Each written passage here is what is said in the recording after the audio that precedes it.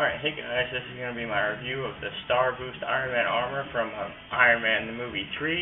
This is the Hot Toys movie masterpiece, and as you see in the front of the box, we got this nice artwork of it. Turn it to the side, it just says Iron Man Starboost. On the back, it's got your typical warning labels, some information on it. Over here, the picture is carried on, and if you go onto the top, it'll say Iron Man 3, and same thing with the bottom. Alright, once you get the front of the box off, you're greeted with this nice little cardboard plate that says the House Party Protocol Sword. You got a nice picture of the Starboost right here, along with in the background you got the Hall of Armors of the other armors that were created for this movie, and then right here you have all the credits for the people responsible for making this product. And to pull this off, all you do is pull right here and pull out here, and then you are actually greeted with the figure himself, who is sitting in the plastic clamshell.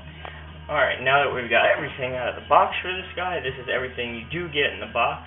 You get all the batteries for all the light-up functions with the chest, the backpack, his repulsors and eyes, and it also comes with a little tool to help remove some of the panels, but I'll go over that later in the video. The first accessory you do get is another visor, where he does have these closed-off eyes, so it's kind of like he's got an entire visor, almost like how actual astronauts have. So that way he doesn't get blinded by the sun out in outer space, because this suit was designed for space.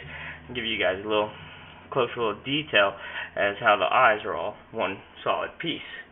And I will go over some of the other stuff about how to switch out the visors later. Your next accessory you get are these hands that are a fixed pose. They're open as if he's firing the repulsors, which is why the peg end for the hand is actually at this awkward angle. Now these have some really good detail, especially up here in between the fingers. You get this gold plated like Under Armour effect, little gray armor here on the wrist, and you do get a left and right one of those. Very nice. Next you get left and right, which are these typical sideshow Hot Toys Iron Man articulated fingers. They're very nice. Unfortunately, though, just with me messing around with mine, I managed to chip the paint right here, so be very careful on that. But they're decently articulated. The only real problem with them that I find is, because they are articulated, you don't get that really nice gold detail in between all the joints like you do on the other ones. Now, the other set of hands you do get are these closed fist hands, which are on the figure, and and the last accessory you do get with this figure is this nice stand that has a very strong, bendable little clamps. That way you can have the Iron Man in a nice flying pose, and that is a pretty stiff little backbone. Now the way this is held in place is it screws directly in here, and then this piece actually screws up top and clamps down on this. Now, we've seen this base before with a lot of the other Iron Man figures with the light-up feature. Now, unfortunately, with the Iron Man 3 Hall of Armor ones, it doesn't come with the light-up feature. Why? I'm not sure. It's unfortunate, because you do get the hole right here for that DC adapter and the plate for the batteries, but even in the manual from Hot Toys, it tells you, do not pull this off. Now, something you can do is maybe possibly take it apart and mod it out yourself, so that way you can install a light so it'll light up, because a lot of these Iron Man 3 ones aren't coming with it. I think because they're mass producing so many for that one movie, which I might actually end up doing that myself. Alright, now let's get to the actual figure himself, which, in my opinion, this is my favorite Iron Man suit out of them all. I don't know, something about the different design for an outer space use just always appealed to me. But now, going over this figure, he does have a good range of articulation. First off, with his head, he can look about that far up, that far down. He can turn about that far and lean just a tiny bit side to side. And then, moving on to his arms, he can go about that far up, do a full 360 right here. Pop that out. These shoulder pauldrons are on their own little joints, so they can move. You get a nice 90-degree bend, which is about as much as you're going to get out of this one. Now, this piece does rotate a little bit all the way around, and then the hands are on a standard ball joint. And then you also get this butterfly-like valve on the arm, give it just a little more movement out of them. Now, for his torso section, he can move side to side, a little bit forward, a little bit back. But this one does have a little special feature where you can grab it and pull it, and it extends it up a little bit, which will also give him a little bit greater range of movement, but it makes him just a little bit taller, but also frees up, because this part, all these are separate little sections on themselves, which in my opinion, really great way. And then once you're done with it, you just want to push it back down. Now moving on to his lower body, get this out of the way. These are on this like little weird hinge piece where it'll come up but also fall down a little bit. It's a little bit of a different piece. Now, as far as his legs, he can go up about that far, back about that far, and out about that far. It's not the greatest range of motion, but it's decent for the design, because you do have this butt plate that is a solid piece, so it does limit the range of motion a little bit. You do get a little bit of a thigh swivel here, about that far on the knees. With this piece, can separate right here, and so same with there. It is a double joint, and then you bring it back up, it all collapses down back on itself.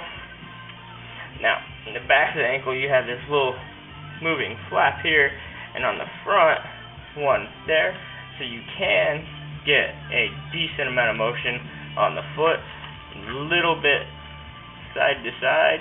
You do have a little toe rocker, no heel rocker, and that's about it as far as it goes on articulation for this guy. Alright, now as far as the light up feature, I have already installed all the batteries, which is a little bit of a hassle. Now, first thing to do his eyes, you want to pop his head off and pop his actual mask off, and you got this little switch here with the battery pack here that actually lights up quite bright. It's a very good detail. I'll do a little portion of the video later in the video where I have all of it lit up with some of these lights turned off, so you can get a really good view.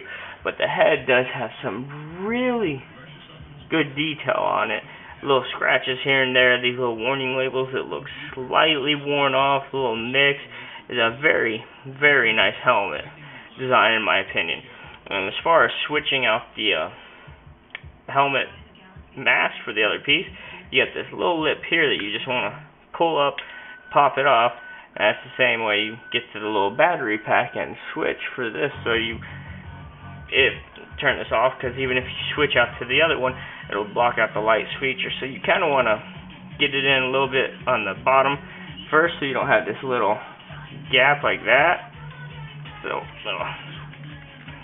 get it in there, pop that on, and that's how you get the new face mask on, which is the same thing, except for instead of having clear eyes, you do have this blocked off portion, which it's a good little accessory, but me personally, I do like the one with the light up eyes just a little bit better, because it actually gives you that iconic Iron Man look with the gold mask with the two eyes lit up nice and bright.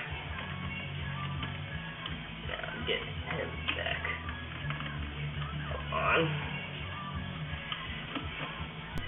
Alright, now for the lights in the hands, which I do have to switch these out, because with the closed fist ones, as nicely detailed as they are, the little repulsor on the palm is solid white, so you can't get no see-through effect. So I will be installing these ones right here, which, another thing, be careful when you do this, because these little hand guards can pop off. Just a little something to be careful with. Oh, come on. Stay right there. Get that on. Rotate that back around.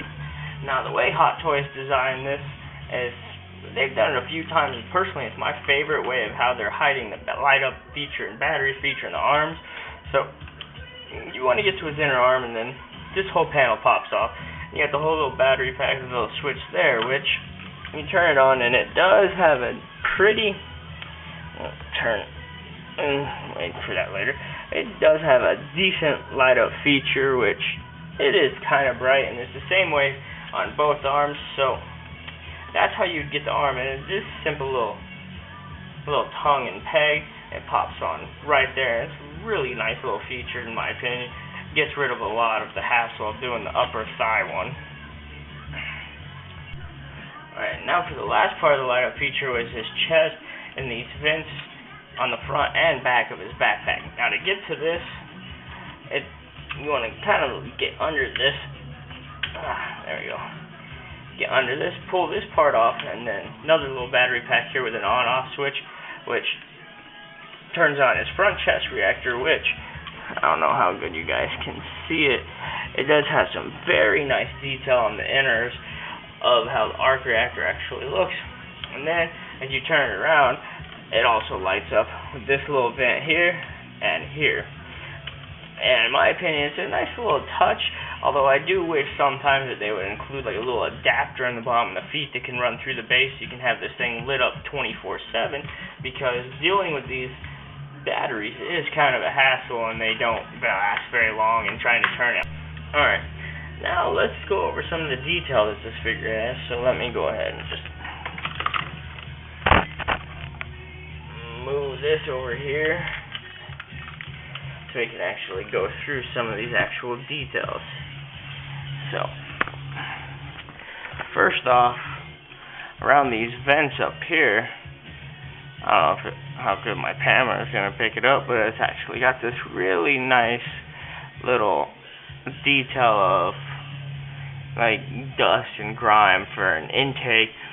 As you go down some of the figures throughout, like some of these golden parts, you will find little scratches and whatnot. Now up here in the shoulder, you can actually, let me move this part moves, but I just found out that it's actually got this little like hinge, so you can move it up and down, but then you can also pull it up, and you can really see some of that really good detail sitting inside the shoulder that's covered up by that. Now I'm going to pop his arm off just so you guys can see how good the detail sitting right there really is. You got this little metallic ring-like look, and then you got these little wires and pistons that look like they go to the shoulder to help the arm move, which is a very, very nice feature in my opinion. So let's come over here and get this guy right back into his socket. Oh, come on, get back. There we go.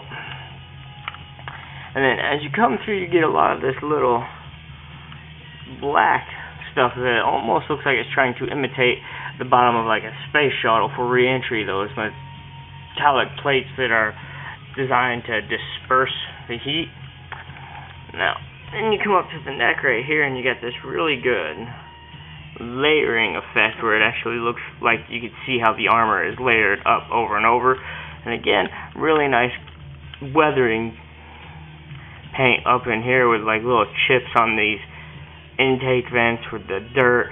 It looks like it's just rubbing against the paint as it's being sucked in. And then through all these gray areas, you got this nice silver chipping effect. Now, down here on the legs, it's pretty good detail. I mean, I love it. You got the same black, like dark grayish metallic dispersing material around, and then you got this really nice like panel lining detail behind this knee joint. You come over, you got these little rivet marks here and some nice gold ones sitting on the knee. And you come around to the back, you got these little vents right here with the little gold accent here. You can see on the top of the ankles some like rivet material, which just gives a really good look to the overall figure. And then you come over here to the back of the ribs, and you got some more of that gold riveting, and then you get to the spine area, which does actually move in this very nice way. So if you expand him up, there we go, you can see how this all really works together to create that nice range of motion, and then push it back down, flatten that out, looks good as new. And then you come up to the backpack and you get some of these very similar warning labels all over the place. Same with the back of the elbows, which I forgot to mention, these do move around. You got some more gold riveting up here, and that's about it when it comes to, man, why won't this thing stick in now? Never had this problem with these before. Alright, there we go, that should help. Alright, so as you can see, this guy's got a real nice amount of detail sitting in there, which I absolutely love, especially for how unique and different of a design of Iron Man this suit really is. Come back over here. Now, this figure does have some pros and some cons. The limited articulation when it comes to the elbows and knees is one thing, but if you can get around that, or whatever your preference is, I definitely would recommend picking this figure up. He is amazing. I just love the amount of detail. I just really hope my camera can come through and show the amount of detail that he really does have on him. The only thing I do have to really complain about is I do wish it would come with, you know, one of those helmets that has the open lid and you have Tony Stark sitting there. Well, I can understand why they didn't do it, seeing how in the film he never actually wore the Starboost suit. And the ones he did wear, you do get the little helmet that's got the Robert Downey Jr. sculpt inside of it for the ones he did wear, even if it was just for a brief moment in the movie. Which is cool, but at the same time, it does kind of suck, because I would like to have this guy displayed up with the open helmet, you know, showing a nice, real good Robert Downey Jr. sculpt sitting there. But it is what it is. But solid, I would give this guy a solid 9 out of 10. And if you have a chance to get him, I definitely would pick him up. Alright, thank you guys for watching. See you guys next time.